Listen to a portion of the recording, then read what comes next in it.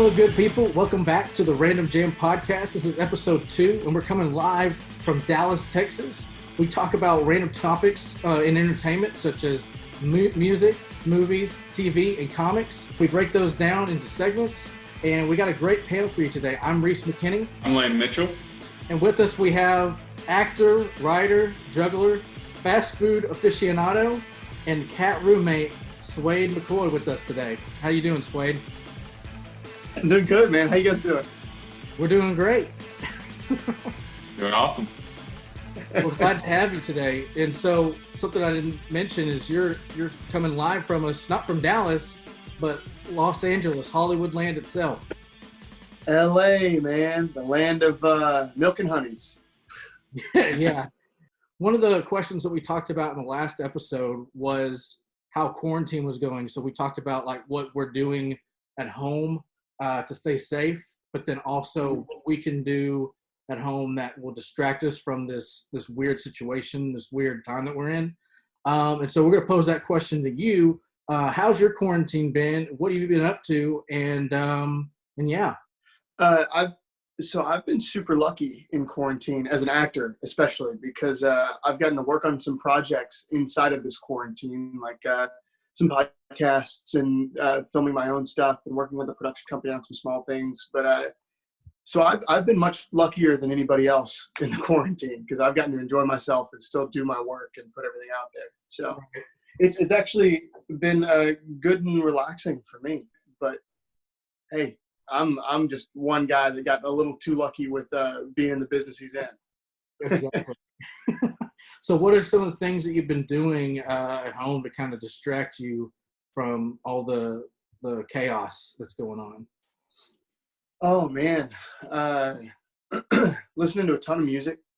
I'm always a music head, so I'm listening to a ton of music. I've been trying to watch as many things as I can. I call it studying. I sit down and watch classic films and all kinds of stuff. Rewatched Citizen Kane the other day and Casablanca and some stuff like that. But other than that, man, I've been taking care of my cat and I've been smoking as many cigars as I can. Have you got the sponsorship yet? No. Little CNC action, little cigar and cat. Yeah, cigar and cat action, little CNC, man. A little R&R CNC. There you go. Just don't combine the two completely. Yeah, I'm not smoking my cat. There you go. Good call. You can't rest on a cigar.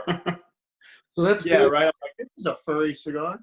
Yeah, but that's good that you're keeping yourself busy, and then it's a weird time, and we're just kind of taking this day by day.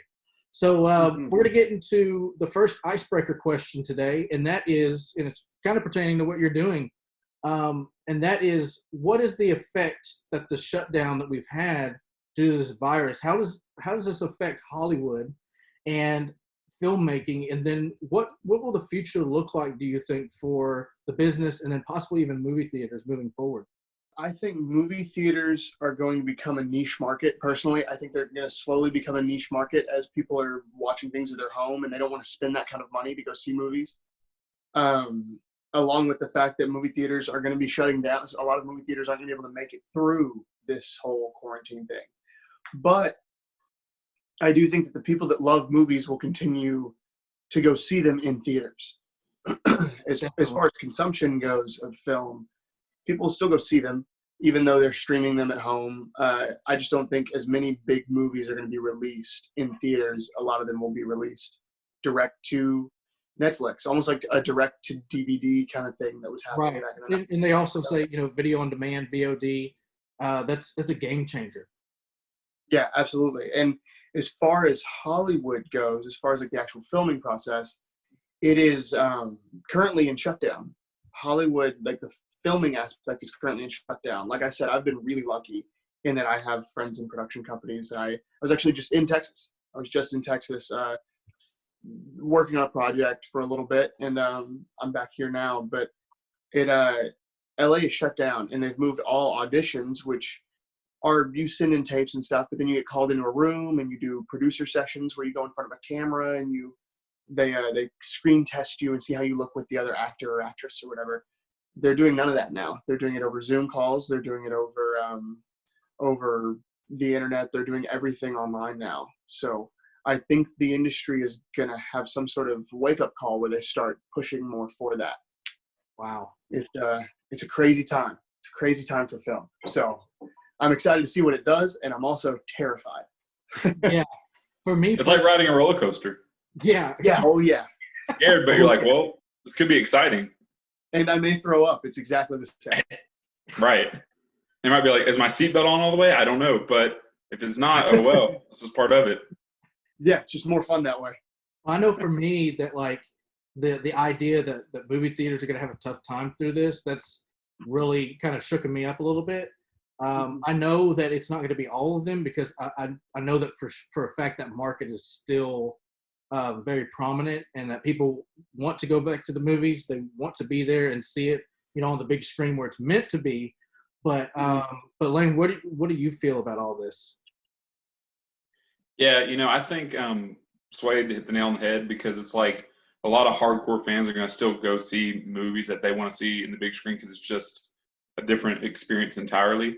But a lot of people like myself that are on the fence, I mean, honestly, I can wait till it comes out on Redbox, or, just watch it in the comfort of my home, because it's so much more convenient and cheaper. And me personally, I mean, it's so crazy, but instead of moving out with my family now I went and got my own Hulu Live account, my own Netflix. So I was like, because who knows how long it's going to last, and they're all using it on their devices. So I was like, well, guess I just got to buckle down and pay the money and get it. But aside from that, yeah, I don't know, man. It's just, I don't think the movie market's ever going to be the same, especially with movie theaters like Alamo Drafthouse that are having that, streaming service that you were talking about before. So, I mean, it's just that much more accessibility, so it's like, why would you want to, go to an uncomfortable movie theater and, spend tons of money on that? We could just, you got it on your fingertips right there. Well, it makes me wonder if, because we've had some filmmakers recently that have released stuff to Netflix and other video on demand. So, like even Martin Scorsese, he put out The Irishman last year, and this is like the old school of directors, and he drops a Netflix movie, and so many people got to see that movie that would probably never gone to the theater to watch it. Even though he did have a limited run in theaters, I thought that was so interesting that someone of his caliber and of his, traditional stature did something like that. Do you see that, Swayde, being something that directors kind of prepare for, of thinking, well, people aren't going to see this on the big screen, they're going to be seeing this at home? Does that change the process at all, or the thinking behind it? Yeah, it really does. It changes how you, the biggest thing it'll change is distribution. It'll change the entire distribution deal, because you can't sell somebody a movie and say, hey, we have this film and we're gonna put it out in theaters, and if it makes this much at the box office, you'll get this much %. Now you're going to be doing flat deals. You're going to be doing things where you walk into an office and you say, we're going to sell this to Netflix for blank amount of money, and whatever we get back on that, you'll get this percentage. So people are going to buy in earlier on films, almost like a stock type of thing. They'll buy in earlier on films, and then they'll have to see return on investment in people, in a company buying the film instead of a theater playing it over and over and the masses consuming it. Wow. But as far as filming, it will change the way that you shoot some things, like how Christopher Nolan shoots. Christopher Nolan shoots for the big screen and then allows you to see it at home. Mm-hmm. He shoots for the big screen, so he shoots for the large image and the IMAX and the huge, giant spectacle, the spectacle of filmmaking. But I think Martin Scorsese with The Irishman, which felt like I watched the first season of a show with how long it was. Yeah. With The Irishman, how Martin Scorsese described comic book movies as amusement park films or theme parks.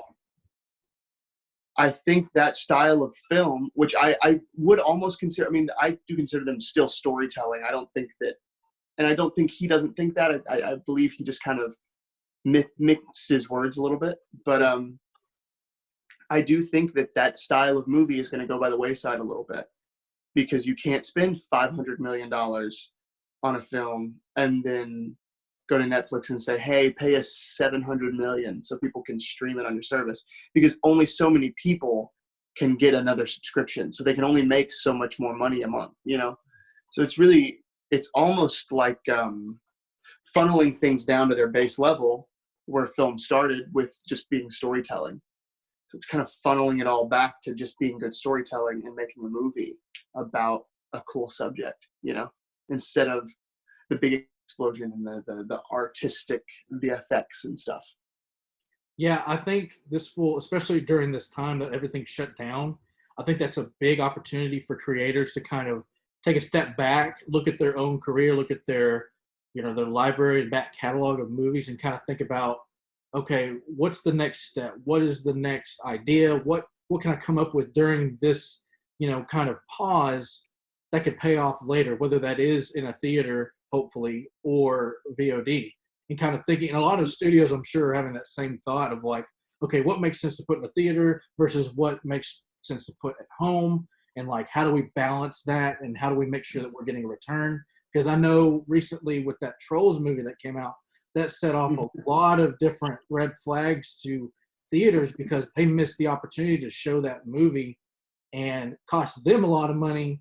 And then, you know, then the studios were like, well, we made a ton of money at home. So like that's one of those red flags to the industry that are like, okay, is this the solution or is this the solution? It's crazy. Yeah, I find it absolutely ridiculous and stupid that Trolls World Tour might become one of the most important films in history. Yeah. Actually, that's my favorite film. I'm going to go on record and say that. So, you know, that's offensive to me. We're going to have a long talk later, Lane. Well, like even with the fact of like AMC announcing that they're, you know, in the process of filing bankruptcy, like studios in the industry need the big theater chains like that to show their movies. And if AMC goes away, what's left is the smaller theaters, but like a big juggernaut like that would really impact returns on films and how many people can see the movie. And then obviously the overall experience. What have you heard about that whole situation? And I know they were in some debt before this whole thing went down, but I know this has greatly affected them and might affect the movie theater industry as a whole. What do you know about that? So as far as the time that I've spent producing and being on the business end of filmmaking, AMC is having trouble because of the lack of content that goes to theaters that people desperately need to see in theaters. People can now wait. You can wait now. You can wait. It'll go to Netflix. It'll go to Hulu. It'll go to whatever. People don't watch. That's what is killing live TV, is the fact that it'll go to Hulu. You'll watch it tomorrow. So I think AMC is now in a place where they're going to constantly have this problem.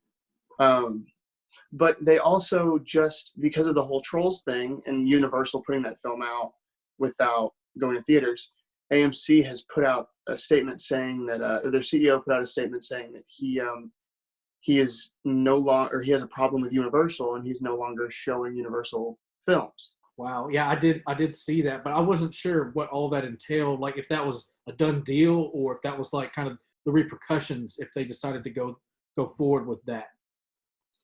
I think he just made a very bold statement, and Universal kind of came back with a hard head shake of, all right, fine. If you want to do that, then we won't send them to you, which is really strange because at Universal Studios here in LA, the theater on the Universal lot is an AMC theater. Wow. So that's definitely going to be a long conversation, I think. But from the distribution end of things, this is a really strange, and quarantine has really pushed it. It's gone from a guy standing on a ledge thinking, I may jump, to someone running up behind him and just shoving him off the ledge. So let's hope that the film industry has a parachute, because it's going to be a tough ride. Yeah, especially if they boycott all the Universal films. Like those are some big money makers for not only the studios, with billions of dollars, but like the theaters themselves. Like they want those movies. They want the Fast and the Furious and things like that because they know people will show up and they'll make money off the concessions. So that's such a big wrench in the entire process. And then it doesn't help that there's all these corporate buyouts that are shrinking the amount of studios in general. Now that Disney owns Fox, or at least most of the property of the 20th Century Fox brand, they have that decision whether or not they want to put something out into the theater that they think will have a return, or think about, oh, does this go on Disney Plus or Hulu? So they have such a big head in the game of what they can do that will affect everything. Yeah, their purchase of large companies like that is scary for, I say smaller companies, but they're not really smaller companies. People like Lionsgate and A24 and Blumhouse, all those kind of companies that they produce movies and purchase movies and put out these films through Universal or through whatever they do. It's scary for those smaller companies because how do you compete with the marketing of a giant corporation?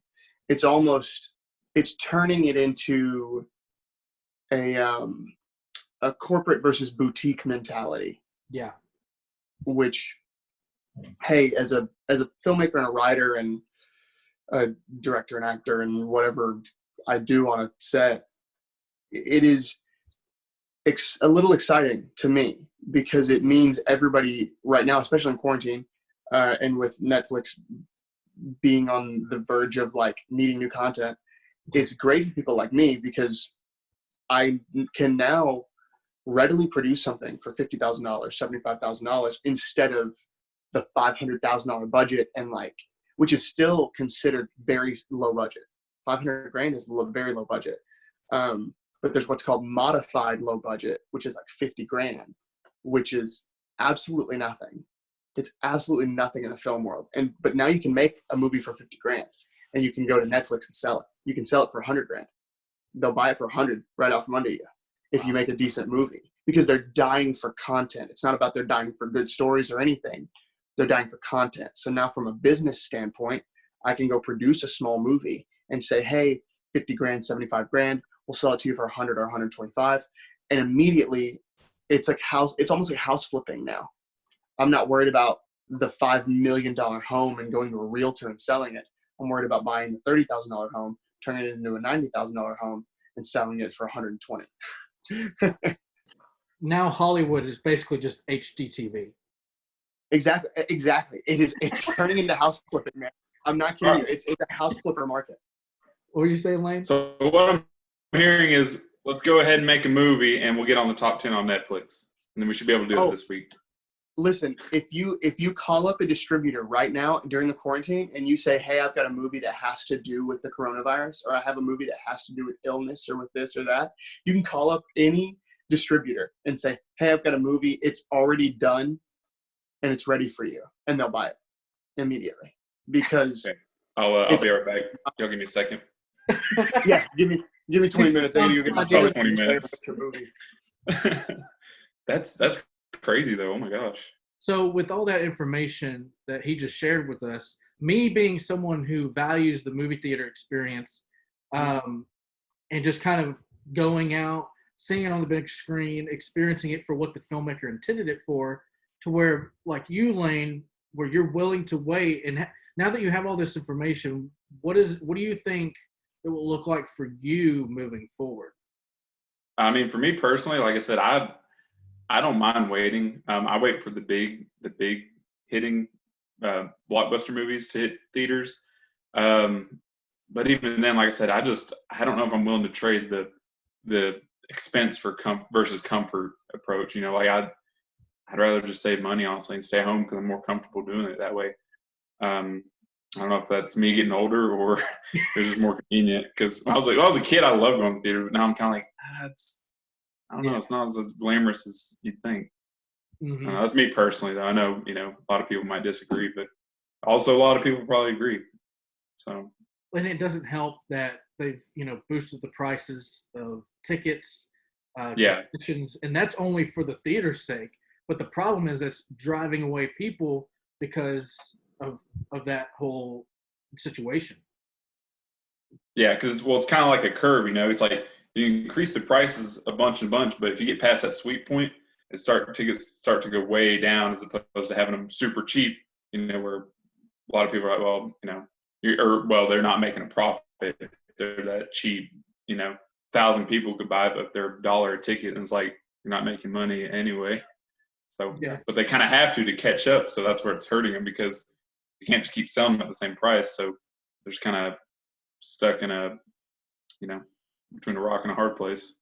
Well, 50 years ago, you could go to the picture show for 5 cents, Shoot, I could have backed my truck up. Yeah, we could have had a freaking ball. We'd just, the diner, get you a shake and a drink, a burger for only, what, a nickel? Exactly. But we need to go back to those times. Maybe that's what's happening. We're just hitting the reset button. We're going to go back to those times. Good. I know, right? I wouldn't be opposed to that. That would be interesting because I know places like, Alamo Drafthouse, who I'm going to plug any chance I get, because they are doing it right. They focus more on not the money, but the community.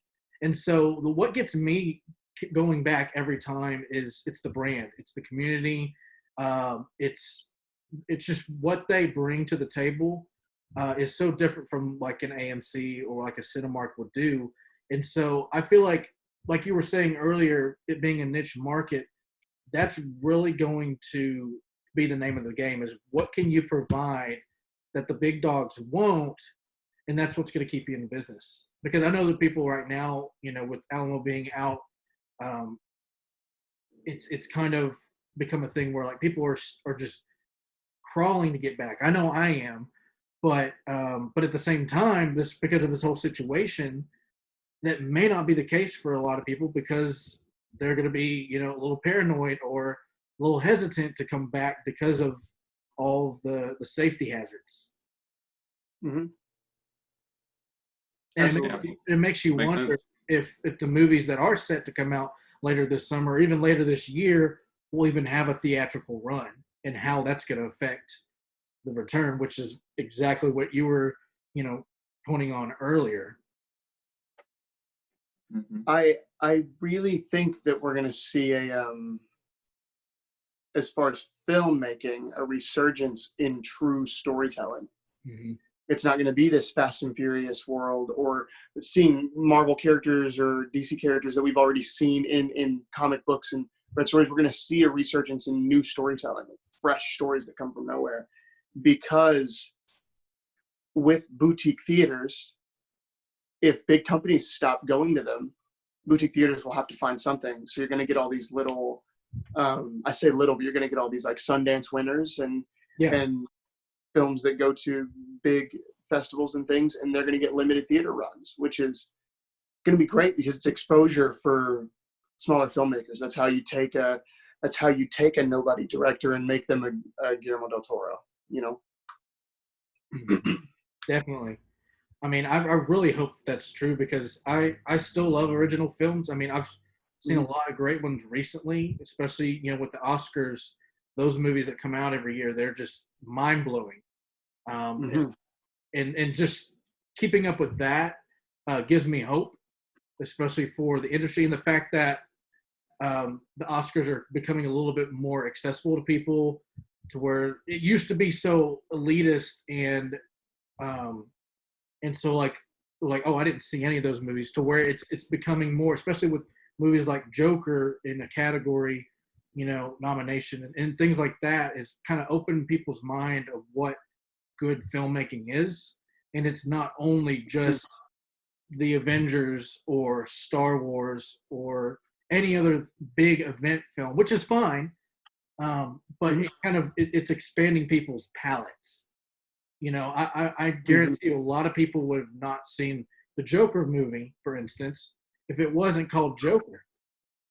And I happened to catch an interview with the director, Todd Phillips, and he said they wrote this movie years before they approached DC about it.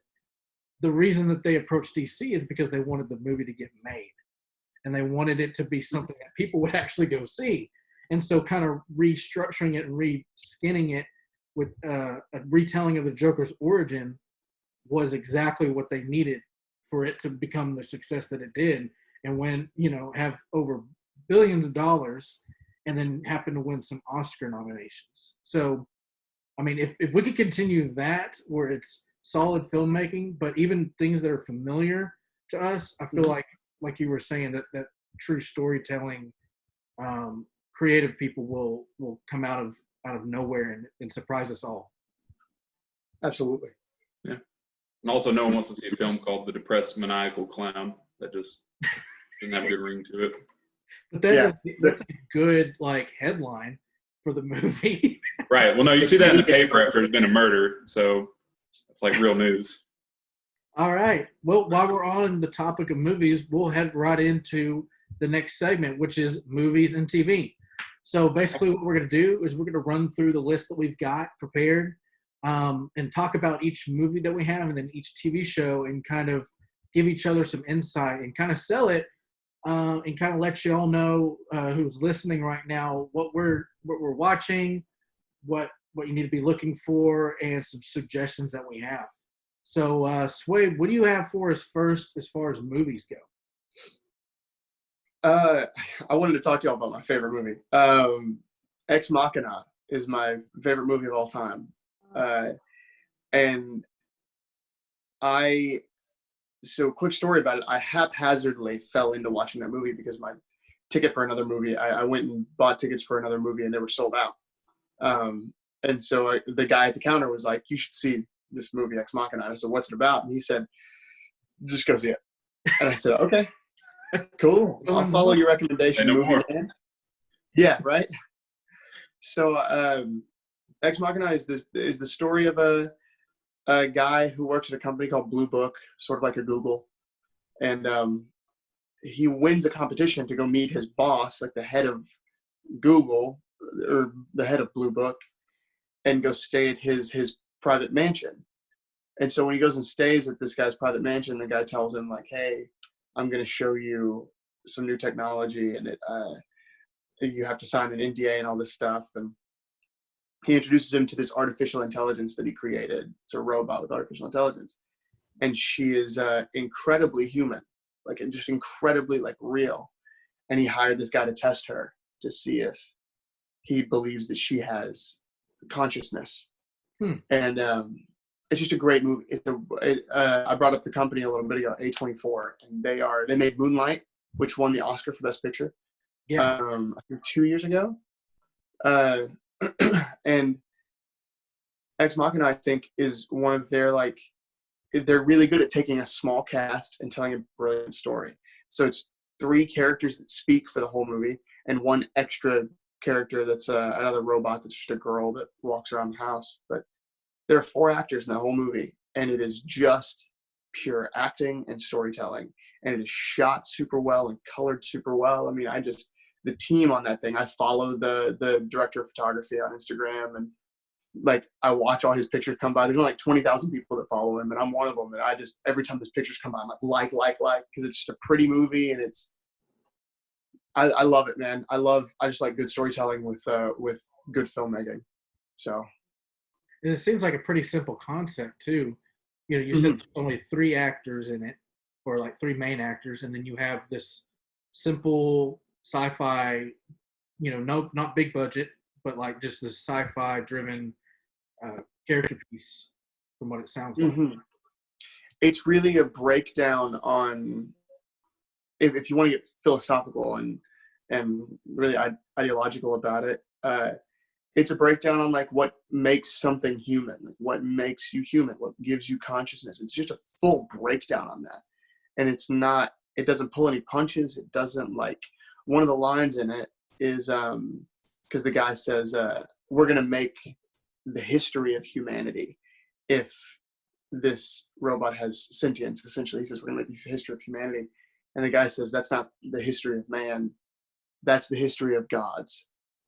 Like, to create a person is the history of gods. And that's one of the lines in it. And they break down art. They start talking about Jackson Pollock because there's a Pollock painting in the movie. Not a real one, but it's in the movie, you believe that he bought a real Pollock. And he talks about that painting. And he says, Pollock was somewhere in between thinking and not thinking. I agree.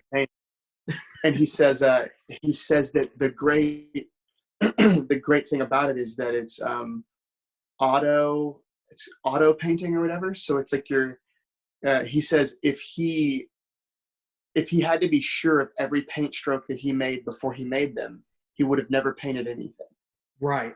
On the movie. And that's true of like when he creates this AI. Like if he was sure about exactly how it would work, then it wouldn't be human. And they break this whole thing down for the entire movie. I mean, it's brilliant, man. I've watched it a million times. I think I've seen it 17 times. And every time that I watch it, I see something new or I feel something different. And I never finish that movie without feeling uneasy and like exactly how they wanted me to feel, which is awesome. Knowing exactly how it goes, being able to quote the movie almost from beginning to end and still feel it every time. I mean, that's what I look for in any kind of art. It kind of feels relevant to today too, with the whole AI situation that we're kind of dipping our toes into. And we've kind of asked ourselves these questions of, how far do we go with this? And can we go far with it without it getting too far? Mm-hmm. Right. Where's the line? That's been a trope in movies since 2001, Space Odyssey, with how it's like, what is this technology that we have, that we're using with all these devices and that we're using day to day, and how can it benefit us? But then also, like, what are the cons? And I don't know if I look at that list long enough, but I don't want to get into all that right now. So I like many others, fear what I don't know. So scary. I'd rather just be ignorant. But I think it's cool that the movie explores that and asks that question, because that's what art's all about, is asking questions and getting a response. So that's really awesome. I've been wanting to see that one since it came out. Heard a lot of great stuff. Yeah, I have too, because the picture on it looks really amazing. Oh yeah, yeah. It's a crazy good cast too, and that's the other thing. It's like just a really good cast. Like Domhnall Gleeson's in it, and I just forgot his name. He plays he's Poe Dameron. Oh yeah. Oscar Isaac. Oscar Isaac. I almost called him Oliver Stone. I don't know why. Completely different person. Very different. But it's Domhnall Gleeson, Oscar Isaac, and Alicia Vikander.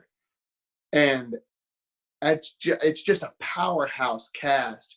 They're like the three people from this, I say younger generation, but from like 25 to 30 or 35-ish that really are like our film stars. They're like our DiCaprio or our Angelina Jolie. To me, they're like, that set of three people is like, to me, it's like you put Brad Pitt, Angelina Jolie, and DiCaprio in a movie together.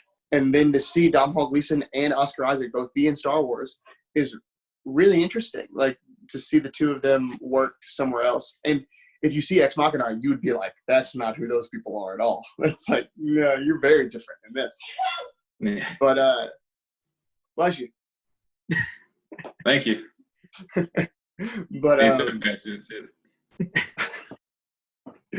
yeah, I think Ex Machina is a movie that I recommend to everybody. I always recommend it to filmmakers because they'll watch it and see the color grading and all the stuff. And I recommend it to like my friends in the tech business. And I'm like, hey, you should check this movie out because of the technology. It's insane, and the way that they look at AI.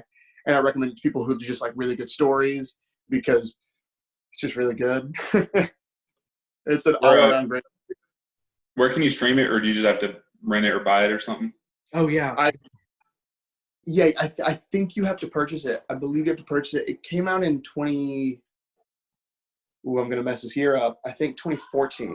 I believe it was 2014 when it came out. I'll check you on it real quick. Yeah. Oh, 2014, you're right. Yep. Boom. Because I know who I went to see it with. So that's who I was dating in 2014. So I have to mark exactly. You went that route. Gotcha. Yeah, think back that time of your life. Yeah, I mark all my years by women. Oh, wow. Well, that makes Who total was I sense. dating in? Oh, there you go. Yeah, it's like I saw this movie with so and so. I heard this song with so and so. You know, that's how Before we get that's how I into keep more track. trouble, let's pass it on to Lane. What movie do you have? Yeah, so, okay, my movie is The Fundamentals of Caring, which came out in 2016. I was going to say 2018, but I felt like it was not that long ago. But anywho, it stars Paul Rudd and the other actor, let me get his name, Craig Roberts, which I actually didn't know him before this film. But apparently he does other movies like Submarine, Neighbors, Just Jim, which I might go take a look at because he's a really good actor. But essentially, it focuses on Craig Roberts' character. He has muscular dystrophy, and he's like, I don't know how old, maybe late teens, early 20s. So he's a young man. You know, life's rough for him. And Paul Rudd comes in to be his caretaker. And Trevor, as the character's name, that has muscular dystrophy. Say that 5 times fast. And his mom is telling Paul Rudd's character, like, hey, look, like, Trevor's had this all his life. You're not his first caretaker. He's had multiple ones. So if you think you're going to come in and be the hero or whatever, like, you're not going to be, basically. And she's like grilling him on like his history of, like, she's like, okay, so how many patients have you had? And he's like, oh, well, Trevor will be my first one. And she's like, oh, well, shit, that's not what I wanted to hear, because he's going to be a handful for you, basically. But Paul Rudd's character is just he's just such a great guy. You can tell he is, but you can tell also he's gone through some tough times in his life. It doesn't, right off the bat, tell you exactly what it is. And I don't want to get too into it without, ruin the movie. I know, Swayde, you've seen it, so you understand. Mm-hmm. But so eventually, the line that basically sets the whole tone of the movie is Trevor straight up, because Trevor is like, he has no filter, and he asks Paul Rudd's character, he's like, so what would you do if you had to wipe my ass? And Paul Rudd sits there and he goes, well, I would wipe it in such a way that when I'm done, there'd be no shit left on your ass. And that just right there, Sway, correct me if I'm wrong, but that pretty much is the whole tempo of the movie. It's just, that sets up the relationship. It's like, wow, like there's no boundaries. And it's basically, the whole thing's, you don't know whether to laugh or cry because it's a dramedy, of course. So, but it's a great tale. Like, it goes on, and their whole adventure. They go, basically, it's a road trip movie. But it's interesting. I'll just leave it at that. Sway, do you have anything to add to that? I think that pretty much summed it up. Watch it. Yeah. I'm just gonna tell people, watch it. It's you'll laugh, you'll cry. I mean, it's just a great movie. Okay. Oh, and Selena Gomez is in it, which is really random. Yeah. She's in it for a little bit, which is it was super weird. I was like, what? Good thing or bad thing? We don't know. I couldn't tell you. I don't know. She's in it. I'll tell you that. She's in it. We'll leave it at that. We do know she's here. She's a human. She's alive in it. That's it. Yeah, I think it's a very underrated Paul Rudd movie that not a lot of people know about. It really showcases some of his talent, and as well as Craig Roberts. He does a good job in it too. So, yep, Fundamentals of Caring. You watch it on Netflix right now. It's on Netflix? Yeah, I actually think it's a Netflix original, if I'm not mistaken. So, yeah, go check it out. That's it. That's my movie. That must be where I saw it. I was thinking, like, where did I watch? Because it came up as a recommended because I watched, I think, the first episode of Paul Rudd's new show. Oh, yeah. Living with Yourself? Yeah, I watched the first episode. It was like, if you like Paul Rudd, you'll probably also like Paul Rudd. You're also going to like Paul Rudd, but in a different movie. Yeah. But as a different Paul Rudd. Yeah, he's a very dynamic actor. Like, Oh yeah. you used to think that he was just a goofy guy that would be in all these comedies, and then he's just really stretched who he is over the past few years, actually. Um, of Yeah. what to expect from him. Yeah, Yeah, he's very to go from like Anchorman to Living with Yourself, and then even to do Ant-Man, a big Marvel movie, like it's like wow, yeah. he's been all over the place, which is really cool. I If think you look back he's to a Wet good Hot guy American too. Summer, you look back to Wet Hot American Summer, that's another one. Yeah, Forgot about that. Yeah, for sure. No, he kills it in that show.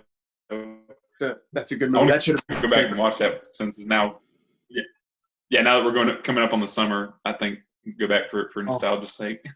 Oh yeah, man, great We movie. might have to do that. all right. Yeah, so that's all I got for my movie. So the movie that I have is actually a documentary film called Spaceship Earth. I found this on Alamo On Demand, which is their streaming service that they put out during the shutdown. And basically, the synopsis of it is in 1991, 8 visionaries and scientists embarked on a 2-year experiment to quarantine themselves inside of Biosphere 2, self-engineered replica of Earth's ecosystem. So essentially, this documentary was telling the story of these 8 people, this company, this Biosphere 2, then building this giant dome-like place that had all these ecosystems inside of it that they would stay inside of for 2 years to maintain and live and kind of do studies and research through. So it was almost kind of like a space mission, you could say. And what it was for was kind of to see what they could do for space exploration and possibly have one of these domes on a different planet. I thought it was a really interesting documentary. Didn't think that was something I would have interest in, but like it just hooks you right at the beginning with like the opening of the biosphere and the people going in, and then it kind of takes you back and tells each individual story to kind of give you more context on who these people are and how they think and their kind of contribution to this group. And so once that's gone through, they take you to the actual launch date and then kind of tell the entire story of what it was like living in that dome for 2 years. And so, like I said, it's a really interesting watch. If you're into documentaries, I would highly recommend this one. I think it was only like $2 or $3 to rent on Alamo On Demand, but yeah, definitely check it out. It's like I said, it's a weird subject and something I really didn't know anything about. But the Biosphere 2, it really happened, and there was like crowds of people watching this news coverage, and the news kind of like shook things up and kept asking questions of like, oh, is this legit? Are they doing everything proper to get real information? Is this a joke? A lot of people didn't take it seriously because they were like, is this actual study or is this entertainment? And so, and then you can imagine living with 7 other people in an environmental dome like that for 2 years and what that would entail. And so they kind of tell that whole story through that process. And like I said, it's a really interesting watch. So go check that out on Alamo On Demand. Yeah, I would lose my mind if I had to live with the same 7 people for 2 years.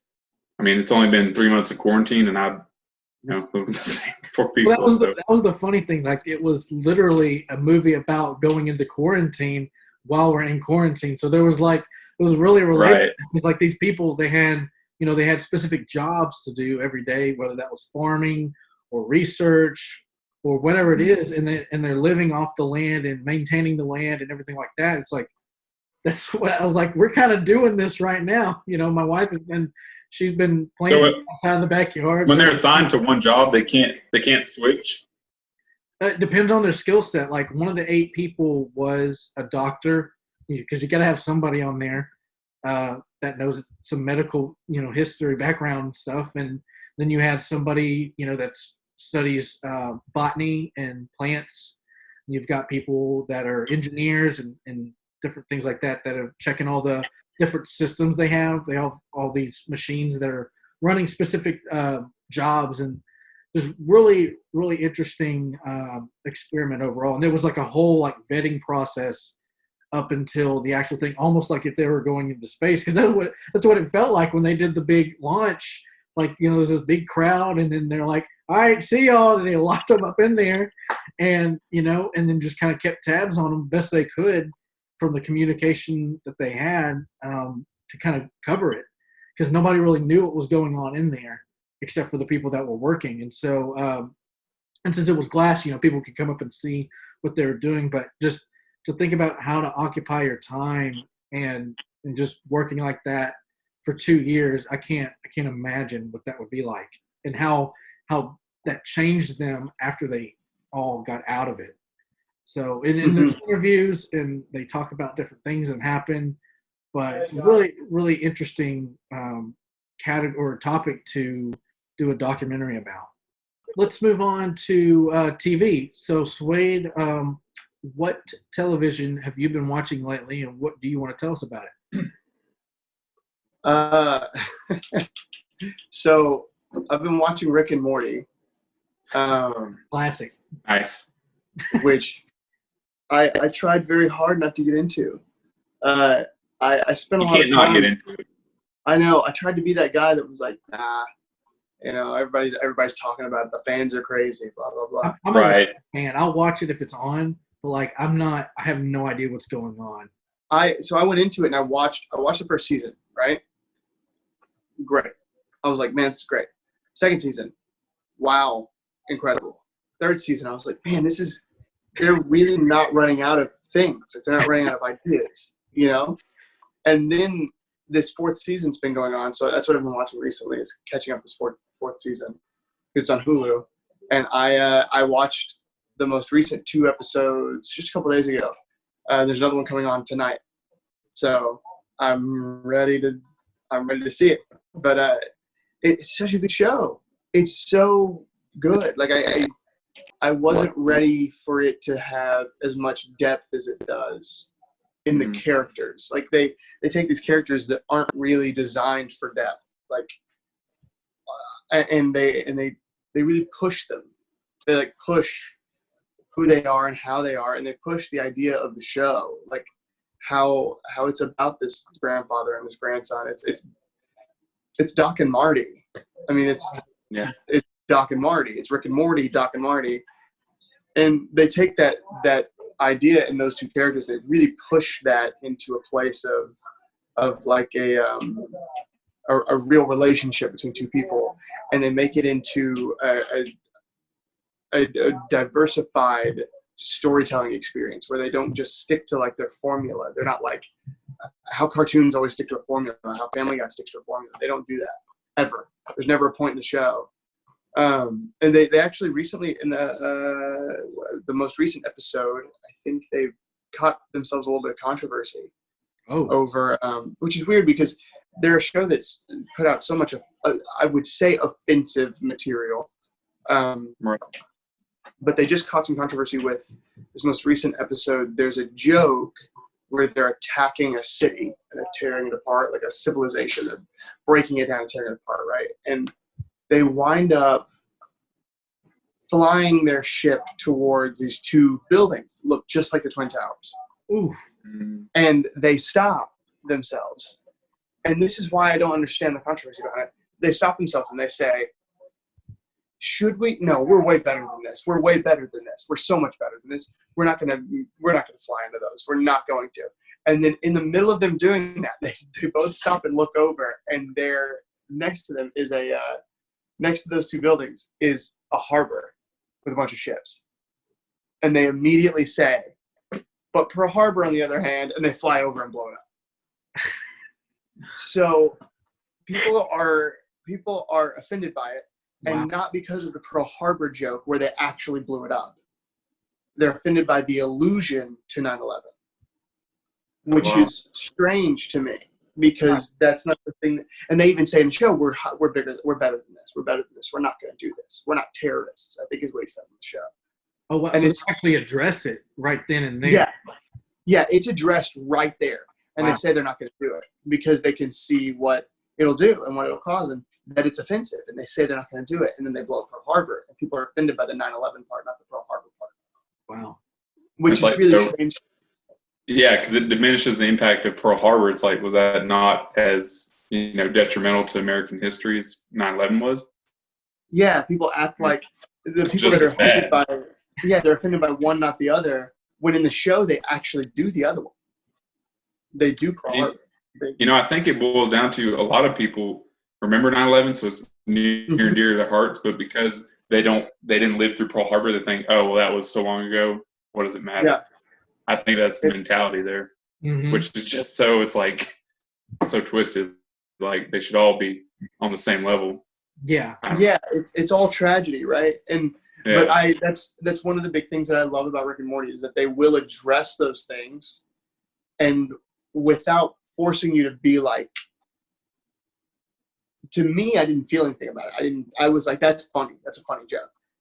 But they don't force it down your throat. They don't take it and just like shove that at you. Yeah. They just let you ride out the comedy and ride out the storytelling, which is really cool. And they kind of subvert your expectations too, because you think that they're about to do it and you're like, oh man, this is going to be nuts. And the crazy part is, even if they would have done it, it's like, would they have the right to do it? Because it is art, it is comedy, it is subjective. And I mean, that's a whole nother animal in itself. But like, what are the repercussions, of doing something like that? But at the same time, what are the rights that they have to make a joke like that in this time? Yeah, I was so I thought it was it was a cool episode because they did for the first time in their show's history, they did backward storytelling essentially.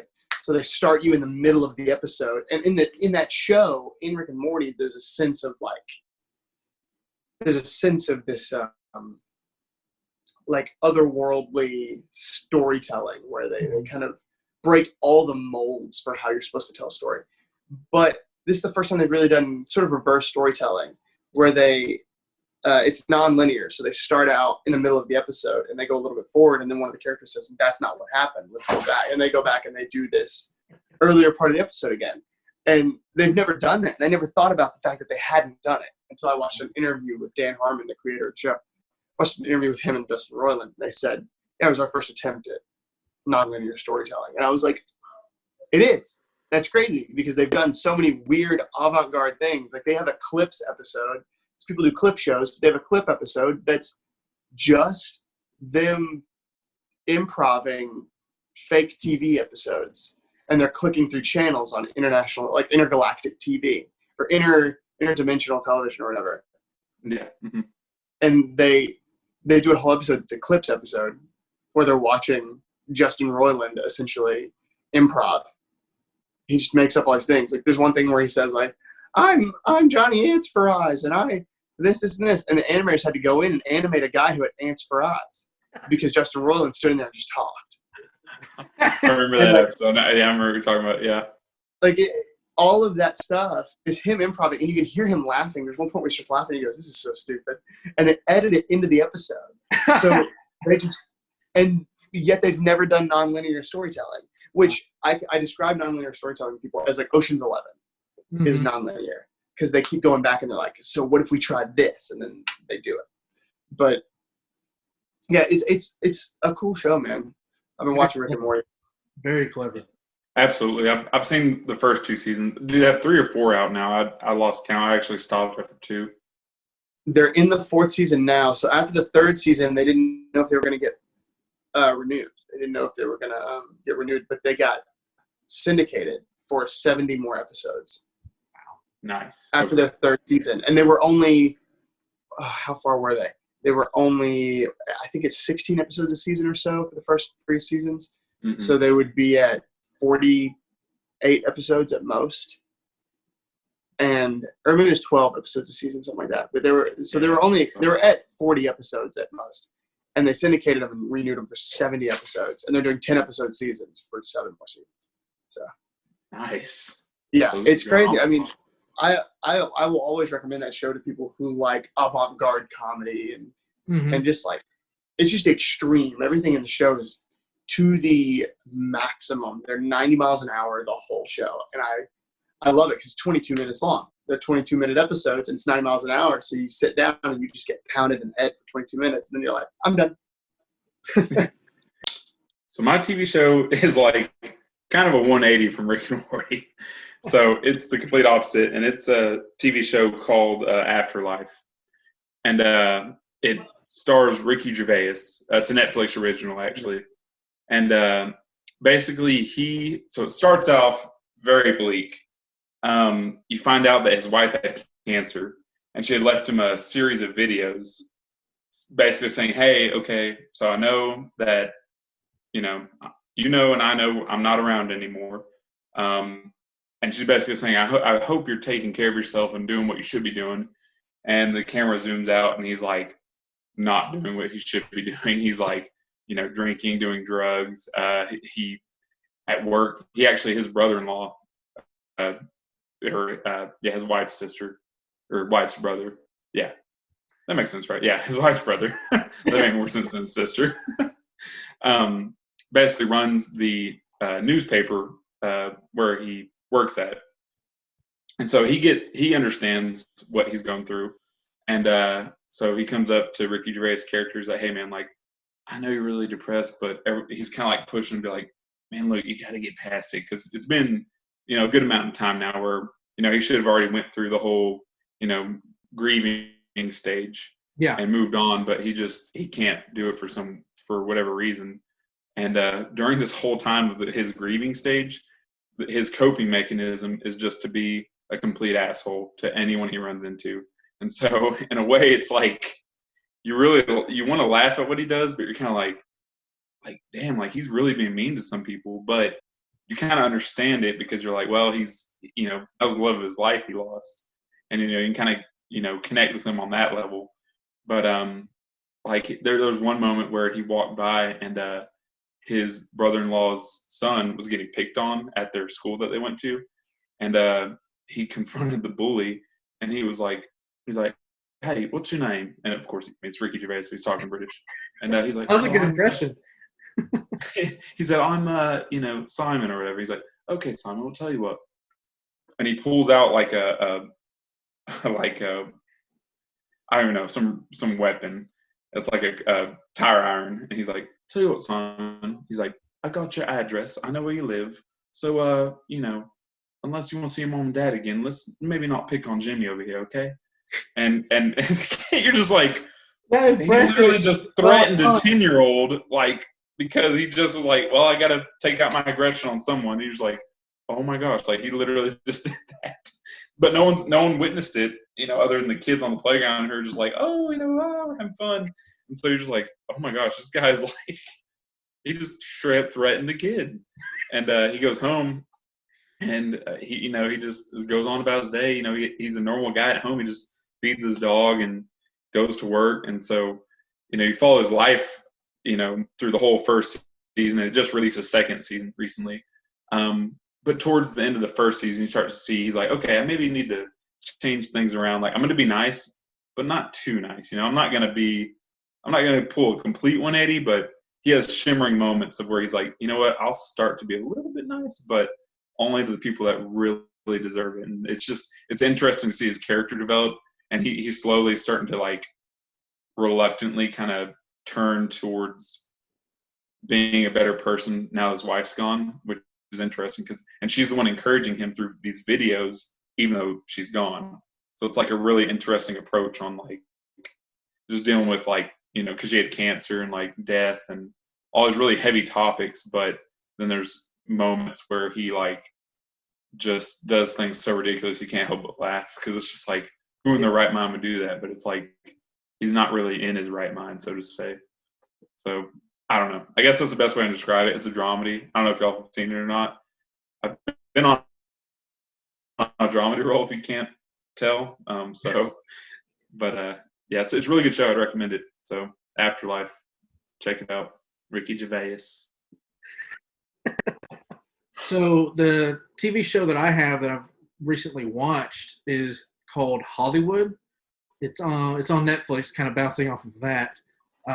And they just dropped season 1, which is 7 episodes long, which is really interesting because there's something about shorter seasons that really tell good stories because it's concise and focused compared to some seasons that are maybe like 10, 15, 20 episodes long where they kind of just feel like they, never get to it. I think this one did a really good job of like selling you on the idea, giving you, a great story and then a great payoff.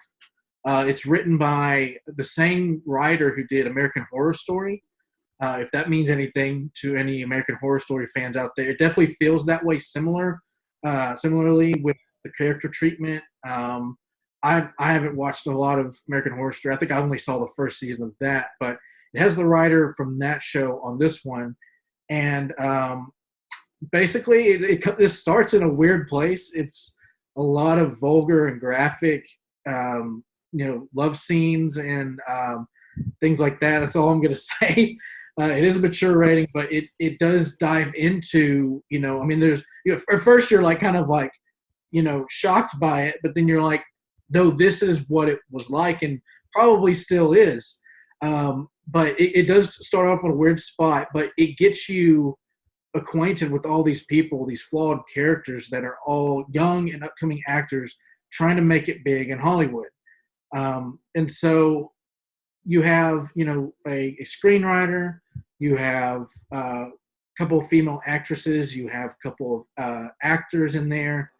And it's all kind of like showing how these people coming into this town, showing their stories, how they connect, and how they kind of get their start, and all the things that they're willing to go through to get to where they are and where they want to be, which is wild to see someone who's, not familiar at all with that industry or even that time period when you think of everything was so simple and elite back then, to where this kind of pulls the curtain back and shows you that not everything was sunshine and rainbows back in that time. And some of the biggest movie stars, some of the things that they probably did and went through to get the status that they ended up having. So it's a really interesting character story or character-driven story about these up-and-coming actors and screenwriters. And Swayde, like, as soon as I started watching, I thought of you. I'm like, this is like, not only is the acting incredible, but like the story, I'm like, I'm sure you can relate to some of this stuff. I mean, obviously, like the graphic stuff, it's like, it feels out there, but like I said, I can see where it has its place, and there's obviously payoff to why those things happen. But it does a really great setup of like, here's these people at the beginning, and here's these people at the end, and how some of these people you like at the beginning, you hate at the end, and then some of these people that you don't like at the beginning, you love at the end. So it does all. There's just so many twists and turns throughout the whole thing, but there's a lot of great talent in it. It's a lot of unknowns, at least for me. I was told there was some people that were from American Horror Story, as well as some people you've probably seen on TV before. But yeah, I don't want to get too deep into it. I mean, I'd love to get your take on that whole concept, but like, it's one of those things where each episode just pulls back layer after layer. It's great writing, and you just, like I said, there's twists and turns that make you think certain things about people, and then automatically just switch that the next episode. So I've heard of the show. I had a friend of mine reach out to me recently, and he said there's a show that he really wants to be on, and it's called Hollywood. And that's the most that I've heard is that, in a very loose synopsis. I love those kind of stories. I love stories that go back to the old days of Hollywood, similar to like the film Once Upon a Time in Hollywood. It goes back to that world of how things were and why they were the way they were and why the business runs the way it does now.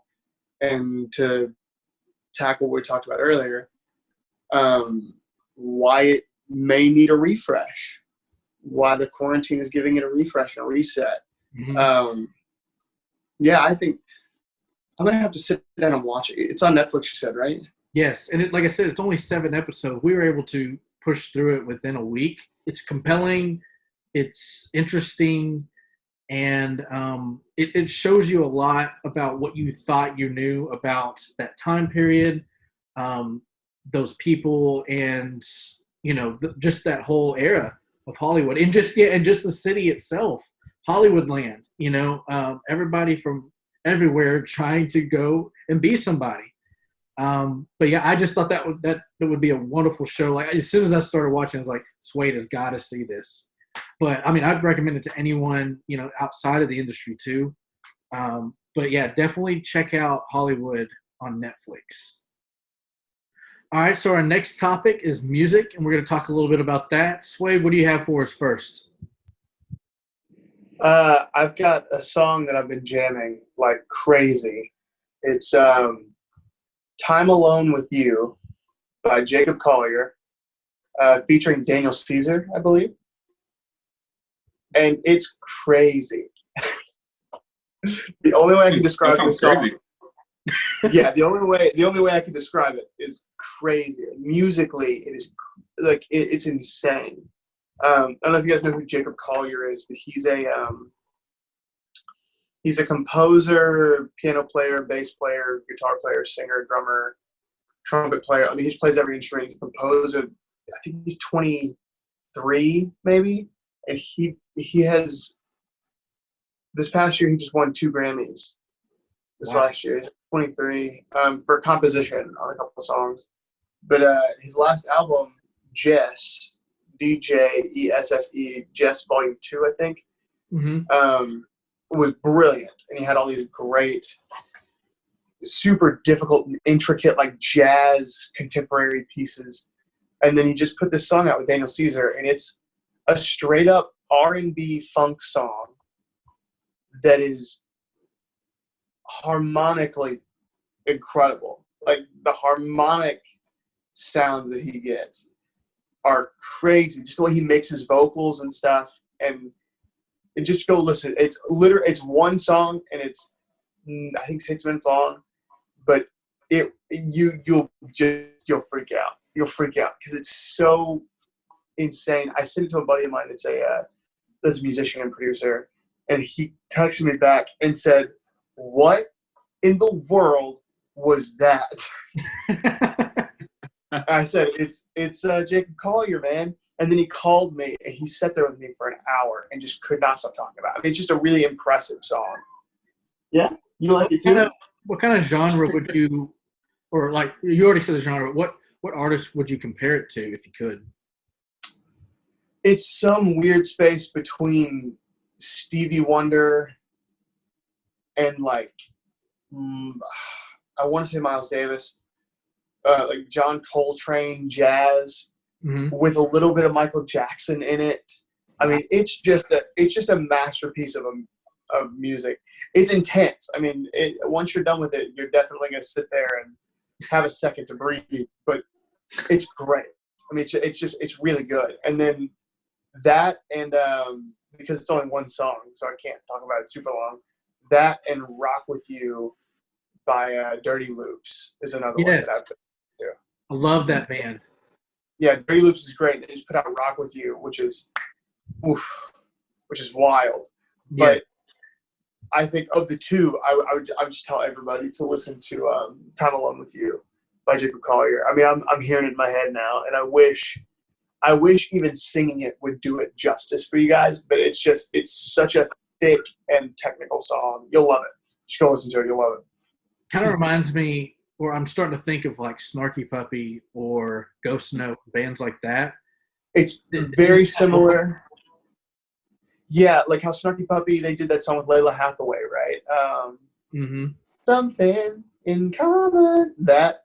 Yeah. They it's similar to that in like that R&B kind of funk thing, or like that R&B jazz. Yeah, but jazz it's got but it's got a lot of funk to it. Like, it's got a lot of like. Okay. It's like just real groovy. Just listen to it. Yeah, it'll turn your ear upside down for a little while. It's pretty good. Okay. So does Jacob Collier himself, like, he records all the parts and then just edits it together himself? Yeah, like he does everything? I believe he's the lead producer on it. So also in that song, most of the instrumentation in that song is harmonies, and it's harmonies, drums, a little bit of bass, and sort of like old school keys, like Stevie Wonder style keys, but it's mostly just harmonies. I mean, it's mostly him singing harmonies all up and down the board, which is super cool. I mean, some of the harmonies are 7 and 8 part harmonies that he sings, and it's insane. Like, just sit down and listen to it; it'll freak you out. Definitely will at this point. You've sold it. You sold it to me. Yeah, I'm definitely gonna check it out too. I actually have a whole album, but it's been out for quite some time now. It's actually been out for 15 years now. Wow. It was released in 2005, and it is From Under the Cork Tree by Fall Out Boy. Yeah. So, I mean, it's a nostalgic thing. I fell victim to the whole Facebook board in quarantine thing, and it's a 10-day album challenge, and that was actually my album for today. See, I've actually thought about doing that challenge, but just doing all 10 in one post to like save people. Yeah, honestly, because I have all 10 ready to go, but I'm like, well, shoot, if I want to do one a day, I can't just do 10 in one day. You know, that's not how the challenge works. You got to abide by the rules. You got to do it right. Every day you should post, every single day you should post From Under the Cork Tree. Yeah, and then post different variations of it. I'll be like, all right, here's the regular version, deluxe, live, so on and so forth. Here's the 8-track version of it. Yeah. Here's it on vinyl. But no, here's it on. Here's each single individually. Right. Yeah, all the singles are released off the album, but in the correct order of what the album would be in order of. So, but no, it's one of my favorite albums because obviously Sugar We're Going Down's on it. That's like the top hit. It's got Dance Gavin Dance, or not Dance Gavin Dance, just Dance Dance. But they're a good band too. We'll talk about them later. But Dance Dance is one of my favorite songs because that was like the first bass riff I ever learned how to play. So I really enjoyed that. Fun fact, that was the first music video I watched on YouTube. Dance Dance. Really? Like period, not just of Fall Out Boy, just period? I don't know if it was Fall Out Boy in general, but I mean, that's just like that song sticks with me to this day because when YouTube first came out, around 2005, nobody really knew what to do with it. So a lot of people were dumping music videos on there, and that video had come out around that time, and that was the first music video I watched, and I was just blown away. Yeah, because 2005, that was kind of the early beginnings of YouTube where it started to emerge and whatnot. Yeah. But yeah, I think this album just overall has it has good dynamic to it. The first, 4 tracks really hit you hard. And you're like, dang, this is like good stuff. And then you kind of get to more of the middle album where it's like, I've Got a Dark Alley and A Bad Idea and 7 Minutes in Heaven, Sophomore Slump. That's kind of where it starts to get more quote unquote emo because you're like, oh, this is like the lyrics are actually kind of heavy. Like you're like, whoa, this is like some good material that they're sitting on. And then it ends up. Do what? I was going to ask, isn't Otto Von Halen on that one? Isn't that on that album? Yeah, actually it is. And I like that one as well because that's in the parentheses for 7 Minutes in Heaven. Yeah. I love that track as well. It's a really good one, a very underrated song. And I think because they just made an album that it for some reason, well, there is a reason, is that they focused on Sugar We're Going Down because it's an amazing track. But I'm saying there's so many tracks that for sure if you had like not written Sugar We're Going Down, there's so many honorable mentions in place where you've been like, okay, that easily could have been a top track. That could have been one too. Me personally, A Little Less 16 Candles for me would have been one of the top ones. Like had Sugar We're Going Down not been invented, that would have been a big one for me. I mean, it was just like hit after hit after hit. So yeah, it's just a good album. I don't know what else to say. What's interesting about that album was when Fall Out Boy, they put out, those EPs before when they were still local, and then they put out their first album, Take This to Your Grave. That was kind of their way of saying, this is who we are, and there's like no expectations at the time of who they are. This is like 2003. But then when they put out From Under the Cork Tree, they had a little bit more pressure because this was their second album commercially, and at that time there was a lot more producers, managers, and labels involved in the whole process. And so you can tell between Take This to Your Grave and From Under the Cork Tree the kind of change and the evolution that they had to go through to make that album happen. And then also, based on those singles that you're talking about, those hits, those were the ones that got them on the map, basically, that basically introduced them to the entire mainstream music industry right there. And so, like, that was a big deal for them because that's the one that put them on the map and basically had to strive for commercial success. Otherwise, because if this album was not made, who knows if they would have achieved the success that they did at that time. But that album was so pivotal for them. That's just something that I always think about when I listen to it, because I'm like, people that know Fall Out Boy think of that album and don't realize that Take This to Your Grave came out before that, and it's completely different approach to the same kind of concept. But they were able to take this second album, refine it, and then give it commercial success based off those singles and music videos and things that completely changed their career. Oh yeah, absolutely. I mean, with any good band, the second album, I feel like it really make or break, because it's like, it's easy enough to write your first album because it's like you're sitting on a bunch of good ideas and it's like, all right, we got all this, and obviously your first album should be what you really put your heart into. But it's like, okay, well, now what? If you really want to top it and keep going as a band, you can't just let it die out. And I think a good example for me personally is like Imagine Dragons, because I don't think they're ever going to write an album as good as their first album, because it seems like to me they put their best ideas into it. And so now I'm like, I feel like they kind of fizzled out in a way, because like now it's like, well, you put everything into that one album, which isn't a bad thing because that album's incredible, but it's like you're not progressing as a band if you're only having maybe one hit on every album from now on. Mm-hmm. It's like, okay, you need to try something different because you're not progressing as a band. So right. I just kind of how I feel about it. But yeah, but Fall Out Boy is different because that was the beginning of many great albums to come, mm-hmm. and that From Under a Cork Tree definitely started that trend for him, and it was just it's phenomenal. I was just re-listening to it the other day. Wow. Great minds think alike. I listened to that in Infinity on High, which I love that album. I think Infinity on High is probably my favorite of their albums. Mm-hmm. Mm-hmm. I think my favorite track on From Under the Cork Tree is XO. Mm-hmm. The final track on the album. Oh my gosh, it closes it so well. Mm-hmm. Yep. I love From Under the Cork Tree because toward the end of the album, it slowly leans into the style that they come into Infinity on High with. Right. Because it is it's a change in feel, mm-hmm. from like the old Take This to Your Grave stuff, mm-hmm. where they were heavier. Yeah. They were just heavier as a band. Everything was punchy and driven, and then in Front of the Cork Tree, they got really intricate with their stuff. Like I've got a dark alley and a bad idea that says you should shut your mouth. Yep. The opening of that song and the melody to it's not a hard rock melody. It's not like a punk rock melody or a punk rock sound. No, yeah, it's very soft.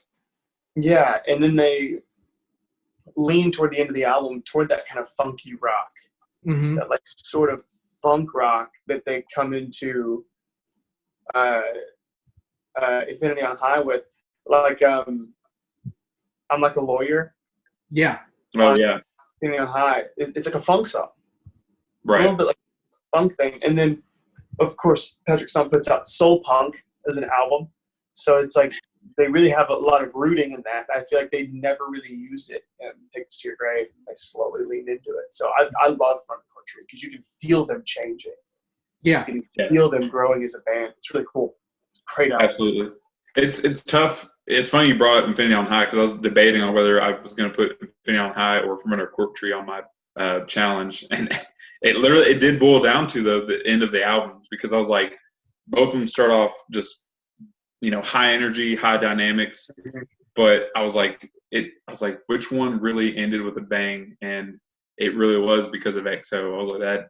I mean, to end with that, I was like, that was perfect. The end of Infinity on High is I've got all this ringing in my ears, right? Yeah, and I'm not personally a fan of that one. I mean, it's a good song, don't get me wrong, but I'd take EXO over that for sure. Yeah. Yeah, but I mean, it's like comparing a green apple to red apples. They're both apples. They're both great. I'm gonna eat them at the end of the day, but it's just personal preference at that point. The way I look at it, especially with Fall Out Boy and their whole career and their evolution, Take This to Your Grave was, them experimenting with who they were and saying, okay, this is who we want to be. And then taking that concept into From Under the Cork Tree and, refining that and then thinking about what does this sound like commercially? What can people latch onto here? And then from there, they gained some success, got some ears on it, and then that's when Infinity on High is what blew them up. Not only was it, a bigger album, there was bigger songs on it, there was bigger production, and it really showed the entire world who Fall Out Boy was beyond just the rock industry. And I know we're talking about From Under the Cork Tree, but if you didn't have From Under the Cork Tree, you wouldn't have Infinity on High, because that was the transitional album between the more, like you were saying, the loose punk rock Take This to Your Grave album, and then the high produced, massive, mainstream, whatever you want to call it, Infinity on High album. So you have this transitional piece in the middle that links the two together in a wonderful way, where you see the journey, but you can't have one or the other without that middle piece. And it's such a pivotal album, like I was saying, for their career, but also just as you listen through their catalog, that's the album that sticks out to me, because I'm like, man, they never do anything like this ever again, because what they did before and what they did after are so different, and the way they went after that album completely took many different turns, and everything they were doing before that album was so many different things. And so when you kind of think about it, it was that pivot into their career as we know it. Yeah, definitely. Yeah, definitely. Absolutely. Well, we could talk all day about them, so let's quit bragging on them. They get it. They know they're good. Separate show later on of just Fall Out Boy, and that will be good. We can literally donate a whole episode to them and talk about them all day. So, all right. So, my album that I'd like to talk about is a band called Asking Alexandria. They're a band from the UK, I believe, or a majority of them are from the UK. Their latest album that just came out maybe a week ago, Like a House on Fire. So this album is really interesting to me because, and just a little backstory on the band, they started out into the scene as a metalcore, hard rock type band, very melodic, but then at the same time, super heavy and super chuggy with their guitars. And so what happened was, at the beginning of their career, they started to kind of set a lot of these stereotypical tropes that you would see happening back in, the late 2000s and early 2010s. And so what happened with them is they just became very, they became like a parody of themselves for a while, because it didn't seem like they were trying to innovate as much with the sound, which is fine for bands to do that. But each album started to sound the same, and they started to recycle a lot of the same ideas. And so back then I viewed them as such a different band, and something that I wasn't necessarily engaged with when they started releasing music. It's more of a band that me and friends would make fun of for various reasons. But what happened was, within the past maybe two or three albums, the album before, or two albums before this most recent one, was kind of that pivot moment for them. And And I would say the album before this one really defined who they were in a new way. It was a refresh, kind of a refresh of the band, the brand, and everything that they've been doing up until that point.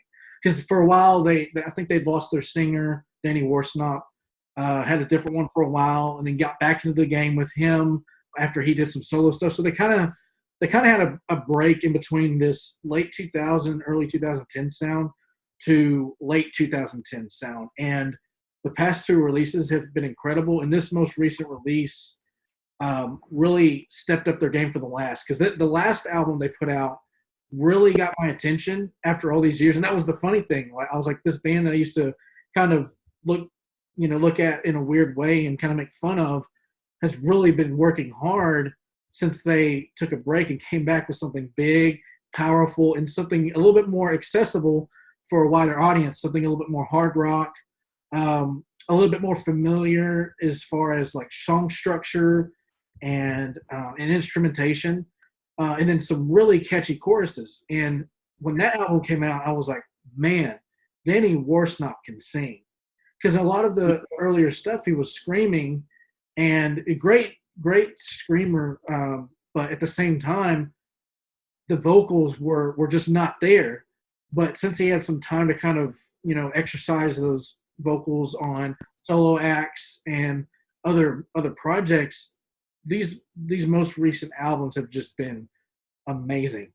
And I would highly suggest you go back and kind of see the evolution that this band has gone through. But this is one of those albums, this most recent one, they've completely, in the words of Dumb and Dumber, totally redeemed themselves. So just a couple of highlights. The lead singles that really stood out to me was their first one they dropped called The Violence. This one completely was like a palate cleanser to the last album, in a way where they brought in new elements of production that you didn't necessarily hear on the last album, but they like kind of added on top of what you had heard previously. So that was a really interesting lead single, because it got you kind of a little taste of what this album would be. And this was released maybe over a year ago. So it had been a while since they had put out another album since their last one. The second single was They Don't Want What We Want and They Don't Care, in parentheses. That's a really, really great, catchy song. I love the chorus, and I love the driving beat that kind of takes you there. Another one was Anti-Socialist. That's a great single. Definitely, like I said, I keep going back to the melodies, because he really stepped up his game and showed you what his vocals were capable of, whether it was unclean vocals or his, full voice. Some other great singles to check out: Down to Hell, House on Fire, which is the title track, or sort of like the title track here. All great singles that kind of encompass what you were getting. But from that, from these hard rock tracks, you had a couple of key non-singles that really stood out to me. One of them was a kind of like a pop power ballad in the way of like maybe Linkin Park's Heavy, where they actually featured a female vocalist. And so it has this really interesting, bouncy pop beat over a little bit more darker vibe that really shows them in a different light. It's like something you've never really heard from them before. And I thought that was really interesting to kind of dive into, and an interesting concept. And then I mentioned Danny had his own solo project, and a lot of that, one of it was like, one of the albums he put out was a country album, which he brought a lot of that influence into this one specifically.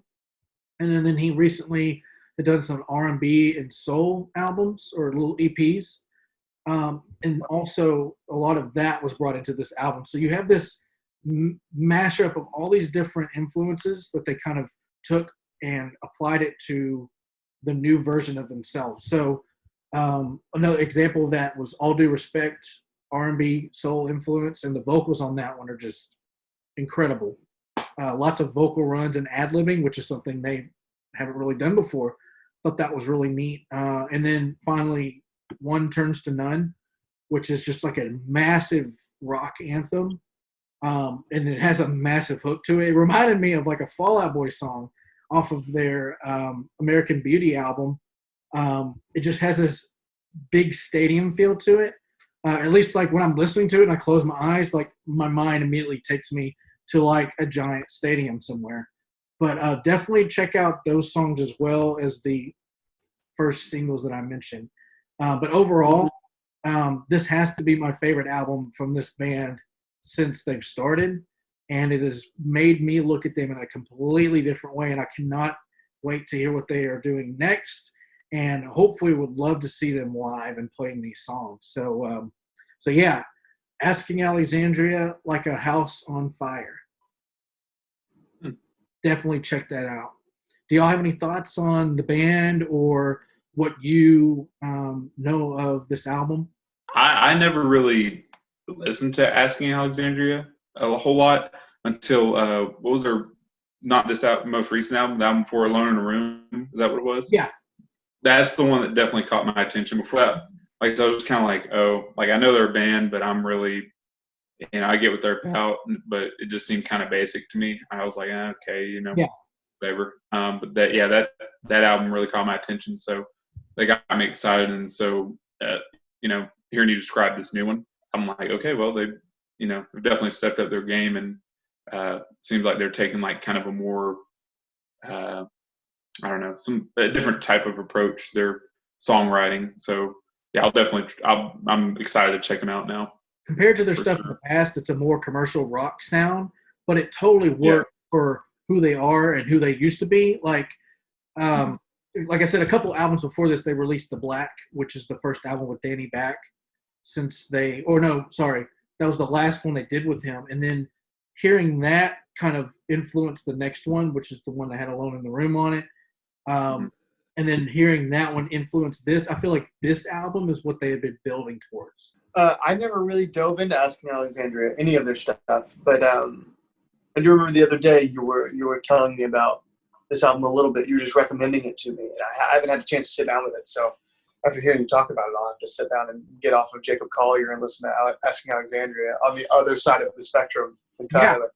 Yeah. I mean, it's just good rock music. I mean, in a world now where rock music is kind of in the back seat for now, in other underground genres, like EDM and hip hop and things are kind of getting their rock star status in the popular music space. I feel like this kind of stuff is what will continue. And we kind of touched on this topic a little bit in episode 1.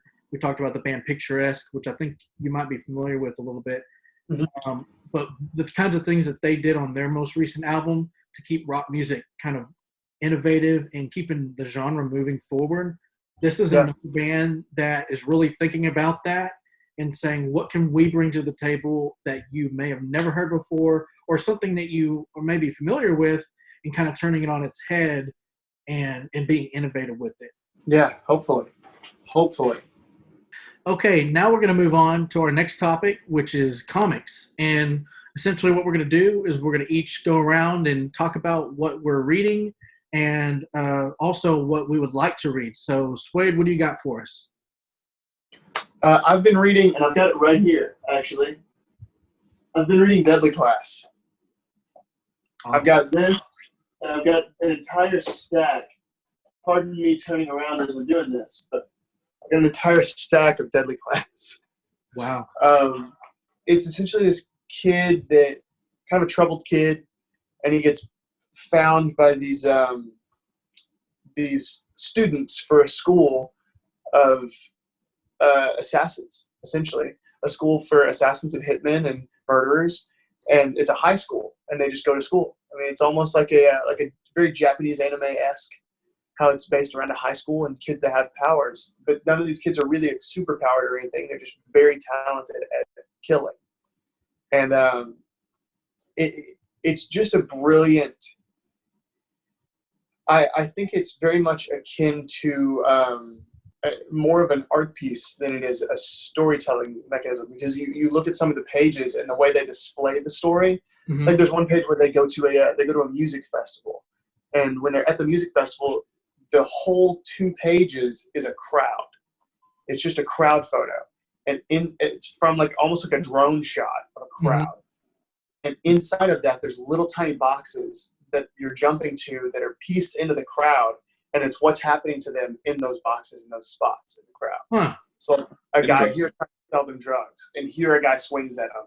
Here a guy does this, but it's just spread out across this page, and it doesn't follow a timeline of when those things happen. It's just where they happened for them. It's really interesting, and they come at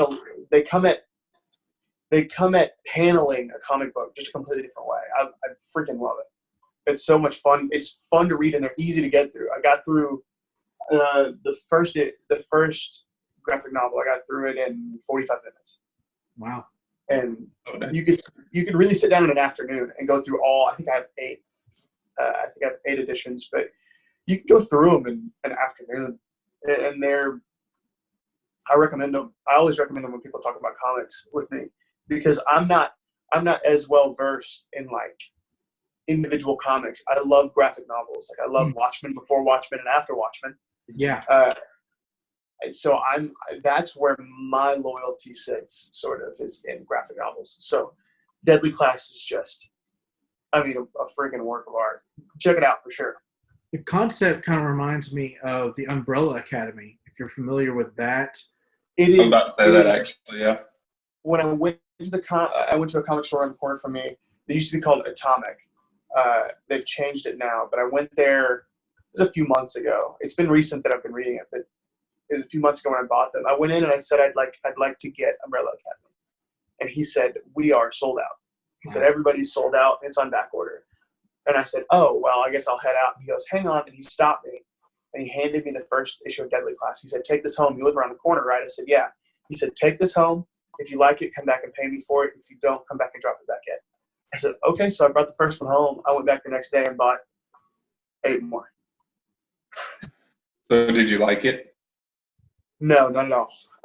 No, I absolutely loved it. It's Deadly Class is one of the best. I haven't watched the show either. It's a TV show, I heard, and I haven't taken the time to watch it because I'm nervous that they won't do it as well as I see it in my head. Yeah. And that makes sense. Yeah. Who's the publisher on it? Is it Dark Horse? I believe it's Image. Yeah, it's Image.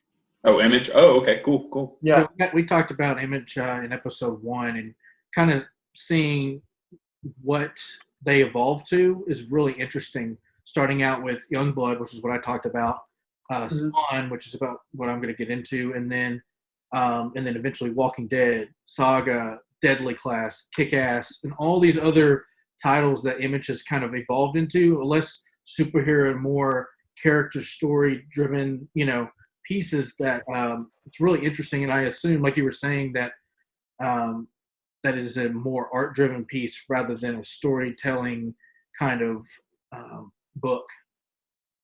Yeah, and don't get me wrong, the story is excellent and the characters are super well developed, and like they're some of the best specific individual characters that I've seen in comics. But the art is what keeps pulling me back into it, because every time I'm like reading a panel, I sit there and stare at it for a couple of minutes and just look at it. And that got me too, because I also have Umbrella Academy.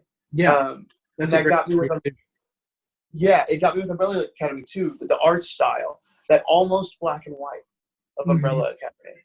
But Deadly Class is like Umbrella Academy on acid. It's just so colorful and crazy. In one part of the first graphic novel, the main character takes, I think he drops acid actually, and the next 2 pages are an acid trip. So it's just panels that don't make any sense, and they're like in these weird, strange art styles. Let me see. Actually, I'd love to just pop it open and show it to you for one second, because I have it right here on hand. So to show you those couple of panels would just blow your mind. But yeah, it really dives into things that I'm interested in as far as storytelling, where you build a group of characters instead of just individually laying out these stories. They're building the whole group of characters. These two panels, I don't know if you can see that. Those two panels don't make any sense. It's just like, Wow. like in here, these are all faces that he's making, and here's like random stuff, and down here is like none of it really makes any sense right in here, and the art style just flips on its ear. I love the color palette. Yeah, it's this super vibrant. It's so cool. Here's the one that's like that's a crowd, and each one of those little panels is things they're doing inside of the crowd. I mean, they just come at comic strips as a different form or medium, and they do little things that are very cinematic, like this is the actual act that happened, and they pull back and they pull back again and they pull back again. Wow. So it's innovative stuff. Do what? Innovative stuff, for sure. Yeah, it's done as you would shoot something, as you would film it. It's almost like if Edgar Wright made a comic book. Nice. That's awesome. I'm interested. I'm gonna go buy the first volume at least, and then dive from there. But if you liked it, I'm probably gonna go ahead and buy the whole thing. Yeah, just go buy the first one, and you'll buy the rest of them. I promise. Yeah, well, find it on Amazon. You probably find it on Amazon, eBay, or any kind of outlet. It's although it is a TV show, it's not overtly popular. It's not like an extremely popular series like Umbrella Academy was, and so you can get them. I mean, they're out there.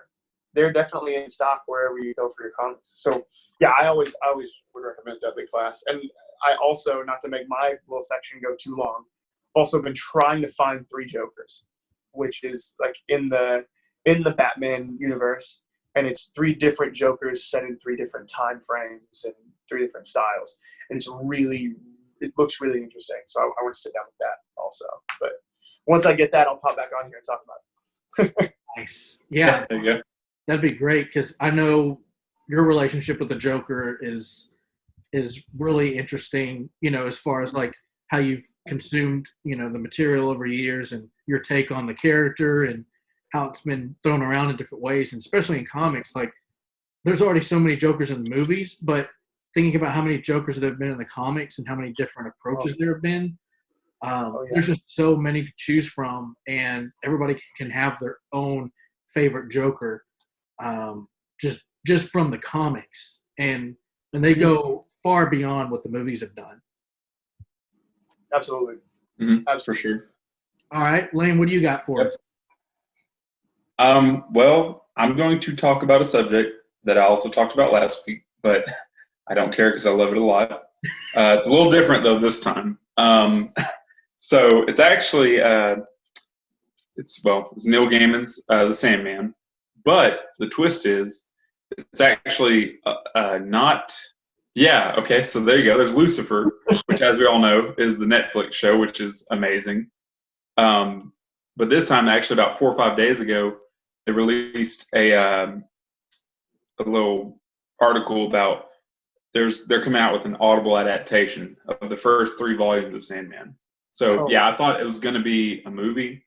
I got super excited, but then as I read more, I was like, well, it's only the Audible adaptation. But that's okay. That's very cool, because the voice cast that they got for it is a bunch of great voice actors. Let me read some off here. They got James McAvoy, which, that's not bad, right? Who's top tier? Right, yeah. Taron Egerton, I don't know how to pronounce that. Yeah, he played, Kingsman, which, I love Kingsman. I love Rocket Man. Yeah. I've seen Rocket Man. Amazing. Who else? Michael Sheen, Andy Serkis. Oh, wow. So I mean, not too shabby. So it's as of right now, it's supposed to release July 15th, and it basically is going to cover Preludes, Nocturnes, and the Doll's House in Dream Country. So I'm really excited to hear that. Like I said, it'll kind of bring the novel to life with the voice actors.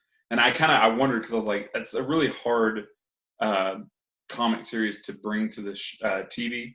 Lucifer did it really well as a TV show, but I was like, man, that's a hard movie to try to, bring forth to life, because the comics, I wish I had one near me, but I don't think I do. But it's just so, I don't know how to describe it. It's just all over the place. Like the dialogue with the artistry on it, the illustrations, it's just, the storytelling's amazing, which is one thing that really drew me in. But yeah, I mean, maybe down the road, I'm crossing my fingers. Hopefully they'll come out with something on the big screen.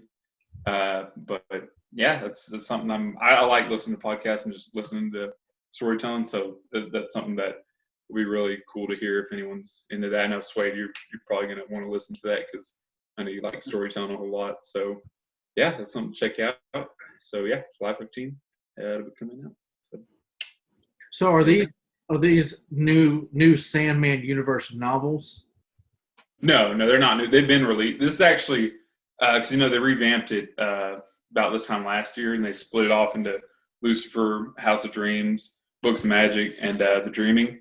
It's not based off this one. This is the originals that were released. I don't know how long ago. It was a while back. So they're covering the real original stories, not the most recent reviving of all his novels or all his comics. Yeah. So, but still, I mean, regardless, great storytelling. So it'll actually be cool to kind of go back and kind of revisit some of those old comics. I think that'd be cool, and hear it brought to life with their voice acting. So I think it's a unique concept that's kind of cool.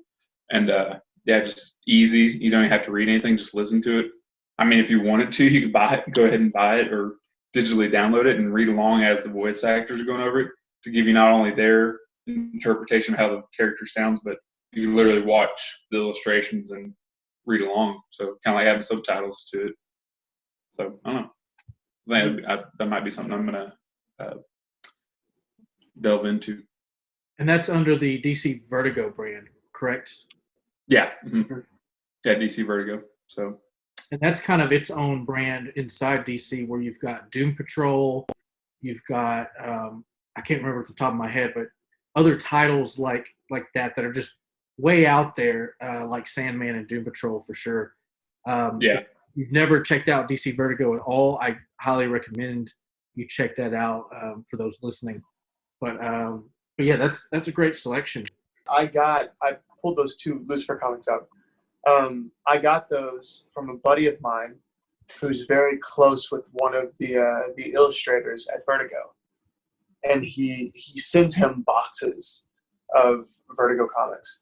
Wow. And he knew that I had gotten into Lucifer without knowing who Neil Gaiman was, and I just got into the show, and he gave me those two volumes of Lucifer, and I sat down and powered through them and loved them. But yeah, I just such great character building.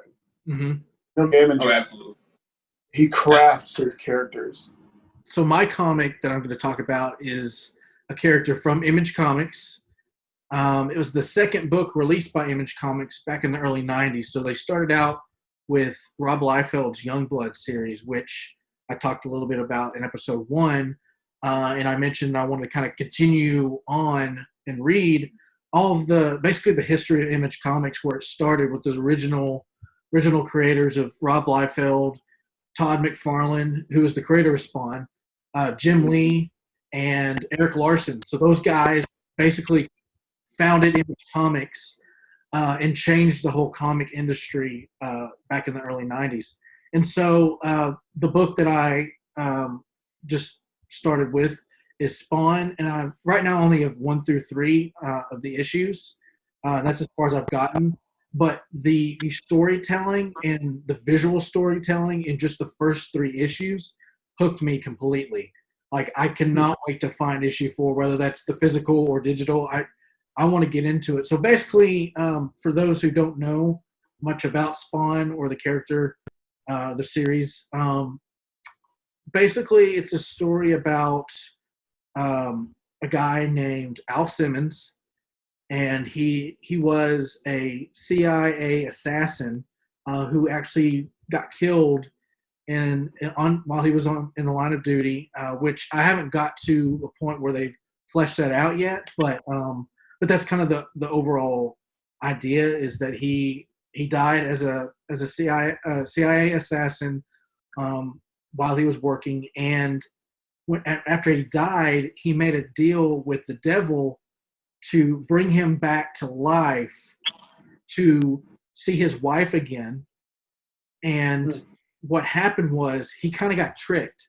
So in order for him to come back to life, he had to give up his soul, which is, pretty familiar with that whole trope and story. But the interesting part is when he came back to life, he came back as this hellspawn character with the costume and this massive cape, which Todd McFarlane, like, he's known for his detailed art style.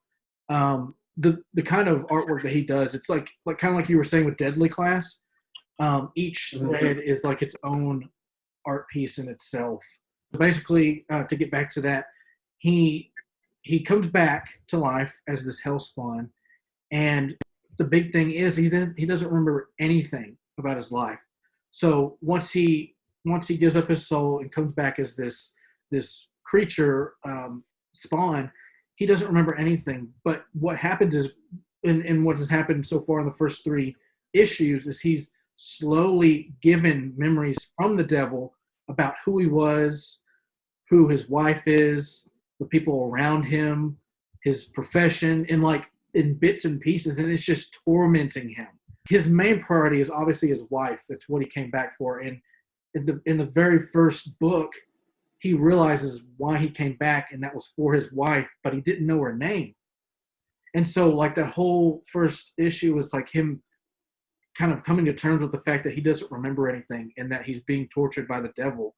But that's like one whole aspect. And that's, and outside of that, he has this like kind of arch nemesis, who's like this clown type character, but also kind of like a demon itself, called the Violator. And really creepy dude, but he kind of pops in and out and kind of, messes with him as he's having all these realizations. And when he, removes his mask, when Spawn removes his mask, he realizes his face is all, mangled, and he's not the same person anymore. He can't even like relate to humans, so he has to like, hide in the shadows. He's very much a Batman-like character, but much darker, much more mature kind of writing. And then the Violator is a Joker-esque kind of character, but so much deeper and just much more cruel as a character. So their dynamic is really interesting because that, like I said, ultimately that's his supervillain. But the first 3 issues have hooked me because like I want to know more about this guy, because he still has the heart, the human aspect of him. But then he's also, fighting, crime and going after these people that he's noticing in the city that are doing some horrible things. But the way he's going about it is not necessarily something a superhero would do. So he's kind of like in this great anti-hero. Yeah, he's definitely an anti-hero, but he's kind of battling this, like, I want to do good for people because that's my job that I just remembered that I had. But the way I'm going about it is very brutal. It's like, do they deserve this kind of punishment? But am I doing good for these people that are being harmed? So there's that aspect of the story as well, of him kind of going back and forth, and then the Violator will pop in and kind of like mess with him and be like, man, you destroyed those people, and just kind of making him feel bad, but then him having that internal conflict is a really, really interesting piece. And like I said, from the outside looking in, I had no idea that this character was this layered and that the story was that interesting. But like I said, by issue 3, when he finally confronts the Violator as his realization that I'm this Spawn guy, I have a job now, I've been put back on this earth for a reason. And you find out along the way what happens with all of his past life things, and I don't want to give away any of those. But essentially, he has all these realizations. He's confronted by this nemesis, and now he has to make a decision of what kind of character he wants to be moving forward. I saw the original Spawn movie back in like the 90s, I think. Mm-hmm. I've seen that a few times, but I don't know how closely related it is to the comic. I don't know how accurate it is with the comic story. And I'd love to pick up a couple of issues and dive into it. So I haven't seen the movie, and I purposely didn't watch it before the comic. Yeah. Same thing. There's also an animated series that was done through HBO around that same time in the early '90s, which is very well done, and highly recommend you check that out. Yeah. You can find it. I think it's on Amazon Prime for a limited time right now, but you could probably find it somewhere. But it's a really interesting approach. It's different from the comic, but it does take and pull a few different things. I heard the movie is kind of a rough adaptation of the comic. So reading the book will obviously put more context in what you've seen in the movie, but it goes so much deeper. Like I said, from my surface level knowledge of the character before I read the books, I kind of thought I knew, but then when I read these first 3 issues, I was hooked.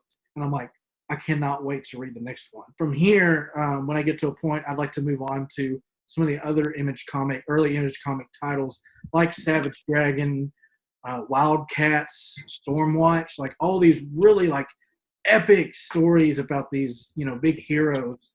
But I thought this one was interesting in how it contrasted Youngblood as rather than like a big team Saturday morning cartoon style, as more of a character-driven piece, multi-layered and beautiful to look at. So if you get a chance to check out Spawn, I highly recommend it.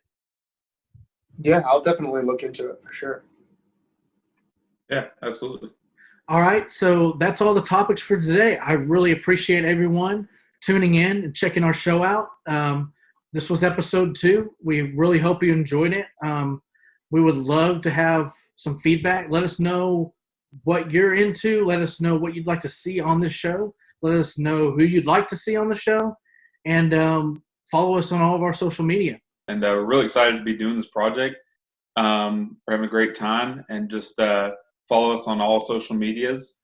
And just give us a like, comment, and let us know how we're doing so we can know how to better serve you guys. Yeah, definitely share this around.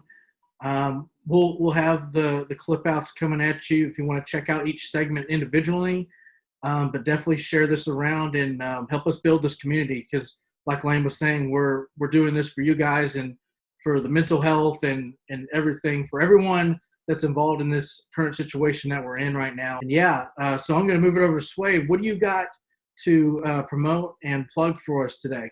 The main thing that I'll plug right now, actually, is a feature film that I shot with a few people 4 years ago, called The Runners. It's about a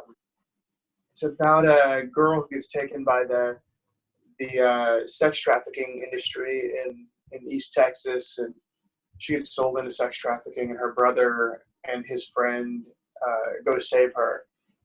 And I played her boyfriend in that film. It's a great movie, written and directed by Michael Lyons, directed also by Joseph Loomis. And we had some name talent, Glenn Morshower and Tom Sizemore, who was in Saving Private Ryan. Wow. So we had some great talent on it and some great work on it. And that comes out July 14th. It'll be on Amazon on July 14th. And if it goes to anything else, I'll come on and promote that and let everybody know if it's going to Netflix or any of that stuff. But as of right now, it's going to Amazon as of July 14th, and it's going internationally on television. It'll be dubbed into, I think, 11 different languages. Wow. And it'll be going to Awesome. international TV and stuff. So I'll be hopefully seeing some stuff of that soon. So it's July 14th that'll be releasing. And then other than that, I've just got a couple of short films and stuff that I'll be working on putting together. But just go follow me on Instagram, and I post on there a lot about what's coming and what I'm working on. Swayde McCoy, SWAYDE MCCOY on Instagram. Look me up, find me. I post all the time about the stuff that I'm working on, stuff that's coming along. So yeah, thank you guys for having me on here, man. To let everybody know, like, I've known these two dudes for 10, 11 years. It's a pleasure to sit down with you guys and do what we usually do, sit and chat about all the stuff that we've been watching and listening to and reading, and get to do that on a forum like this so other people can see, And so we can learn from other people what they've been reading and stuff. Because sometimes it's cool to break outside of our friend group and go into the world and see all these other comics and songs and shows and movies and stuff that we would never even come across, because I think we're all media junkies here. Definitely, and that's what this show is really about. It's about promoting people. It's about promoting and celebrating nerd culture, entertainment, all this different media that we're consuming right now during quarantine or shutdown, whatever you want to call it. But it's about building community, reaching out to people, connecting, and talking about what we're all passionate about. And so we really appreciate you coming on the show, appreciate your time, and letting us know what you're passionate about, and then some of the projects that you're working on. So thank you so much for that. Thanks for having me on, guys. If there's not anything else left to talk about, we'll see y'all later. Bye.